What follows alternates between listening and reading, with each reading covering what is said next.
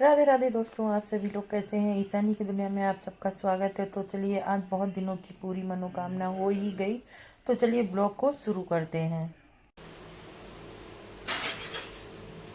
राधे राधे, आप सब लोग कैसे हैं। मैं ठीक हूँ। आज की ब्लॉग में शुरू कर रही हूँ सुबह से। और आज है देवठानी एकादशी। आप लोगों को देवठानी एकादशी की बहुत बहुत शुभकामनाएं। और आज है खाटू श्याम बाबा का जन्मदिन। तो खाटू श्याम बाबा जी, आपको जन्मदिन की बहुत बहुत शुभकामनाएं। और आप सभी के घर में कृपा बनाए रखें और मेरे ऊपर भी कृपा बनाए रखें। तो चलिए अब हम पूजा शुरू कर देते हैं। ये देखिए कान्हा जी के नए वस्त्र कैसे लग रहे हैं, बताइएगा ज़रूर।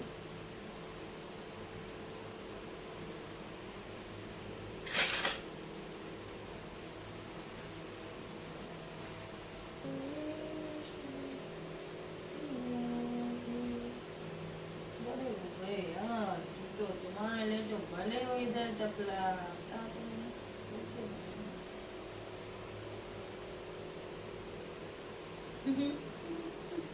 ये देखो।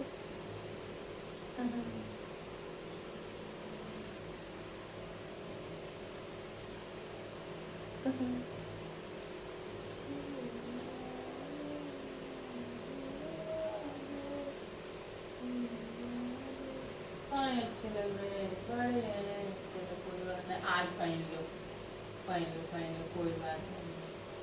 अब मम्मी ने तो मांझे बनाए हैं। हाँ, बहुत बड़े लग रहे हैं, छोटे छोटे।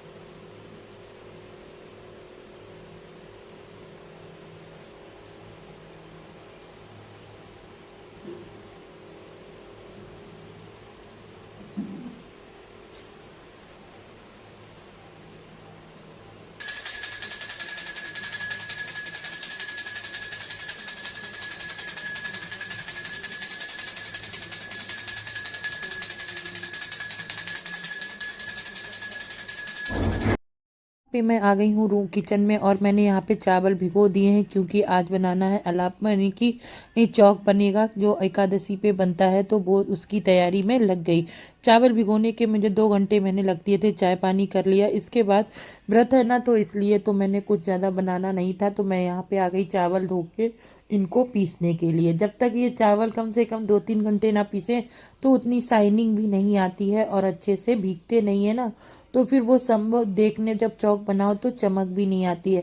मिक्सी पहले तो सिल पे पीसा करते थे। सिल पे बहुत ज़्यादा टाइम लगता है, तो मैं मिक्सी के जार में पीस रही हूँ क्योंकि मिक्सी में जल्दी पीस जाएंगे। पीस के रख लूँगी, नहीं तो लाइट चली जाएगी। और उधर से मैं बात भी करती जा रही थी। भाभी का फ़ोन आया था तो उनसे बात भी हो रही थी। बात करते करते वो स्कूल में गई थी ना, तो उसी लिए तो वहाँ से फ़ोन भी आ गया। मैंने कहा ठीक है, मैं अभी आती हूँ। तो इधर देखिए चावल वगैरह पीसने लग गई थी। चावल पीस के रख लूँगी, फिर टाइम शाम के टाइम इसको बनाना है। तब तक काम पे से आ जाएंगे तो ये भी हो काम हो जाएगा। मिक्सी लाइट का कोई भरोसा नहीं रहता है। इस टाइम लाइट बहुत ज़्यादा जाती है। देखिए इस तरह का पेस्ट हमें बनाना है, बिल्कुल बारीक वाला। क्योंकि अगर बिल्कुल मोटे हो गए दाने ना तो फिर वो ना चमक भी नहीं आती है। और बनाते हैं तो सारा का सारा चावल वेस्ट जाता है। इसीलिए तो हमें इसको पतला ही बनाना है, बिल्कुल बारीक करके पीसना है। इसीलिए मैंने इसको बिल्कुल बारीक बना के पीस के रख लिया। और फिर इसको 2-3 बजे करीब बनाऊंगी, जिससे कि ना ये अच्छे से भीग के और बनाते टाइम बड़ी अच्छे से आराम से बन जाएगा। तो चलिए बना लेते हैं। जेठानी एकादशी का चौक। तो यहाँ पे देखिए मैंने थोड़ा सा पानी मिला के इसको पानी मिला लिया है और रुई के पाव ले लिए हैं। रुई के पाव से ये क्या होता है, रुई में भर लो और फिर उंगलियों से ये बनाया जाता है। लोग बार अलग कैसे कुछ ही क्या कैसा बनता है, किसी के यहाँ कैसा बनता है। और मैं तो बचपन से इसी तरह का देखते आई हूँ, तो मैं उसी में इस तरह की ये चौक पता नहीं कितने प्रकार के बनते हैं। किसी का नारियल शेप में होता है, किसी का अनार के शेप में होता है। हर किसी के यहाँ अलग अलग तरीके से बनाए जाते हैं देवठान का जो चौक बनता है।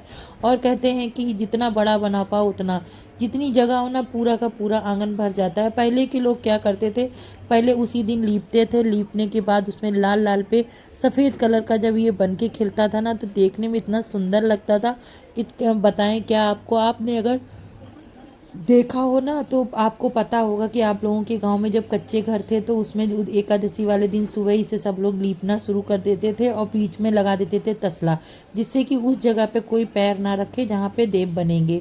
तो यहाँ पे मैंने देखिए इस तरह से बनाना शुरू कर दिया है।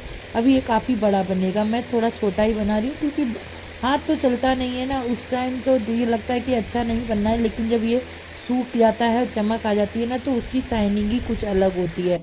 और मैंने इधर फर्राटा पंखा भी चला रखा था जिससे ये जल्दी से सूख भी जाएगा। सूख जाएगा तो और अच्छे से खिलेगा। देखिए इतना अभी बीच का बन गया है, अभी साइड से बीच में और भी बनाना है।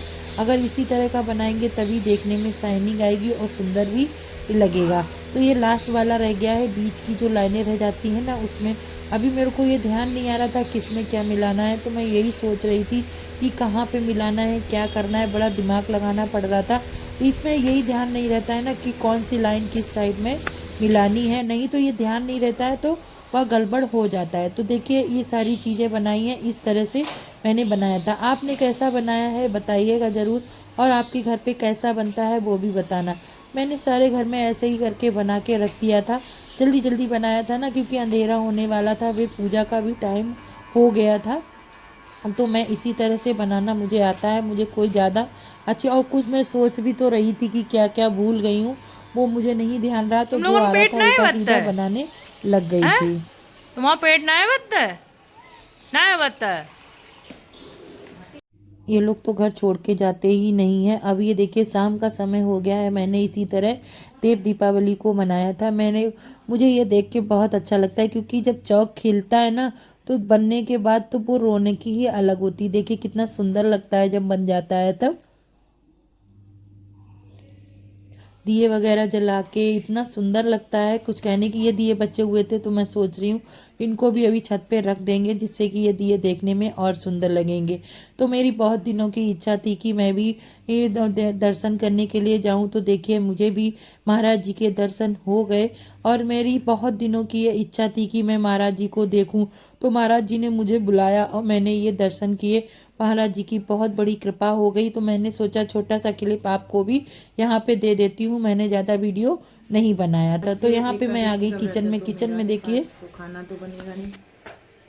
मैं कर रही हूँ आलू फ्राई और चाय के साथ खाएंगे। तो इसमें मैं डाल देती हूँ देसी घी।